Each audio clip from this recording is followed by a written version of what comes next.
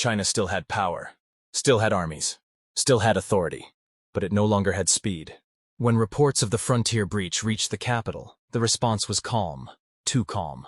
Officials demanded verification. Documents were compared, dates were checked, protocol was followed.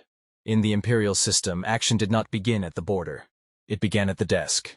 Regional commanders were forbidden to launch major operations without approval. Acting too aggressively could end a career faster than losing a battle.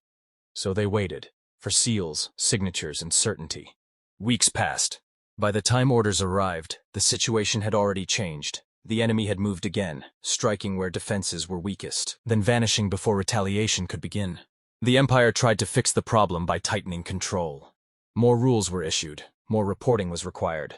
Generals were reminded of consequences, for failure and for initiative. This did not create discipline, it created hesitation. Local leaders began choosing the safest option for themselves, not the boldest option for the Empire. Meanwhile, intelligence reports conflicted with one another. Some warned of a major threat, others downplayed it, fearing panic or blame. The truth drowned in paperwork. China's greatest strength, its centralized order, became its greatest weakness. Enemies without bureaucracy moved faster. They adapted, they learned. China responded to yesterday's problems with today's decisions, and tomorrow's consequences. By the time the court realized the scale of the threat, it was no longer deciding how to stop it. It was deciding how to manage loss. This was not a failure of courage or resources. It was a failure of structure. The Empire could still fight, but it could no longer turn quickly enough to land the first blow.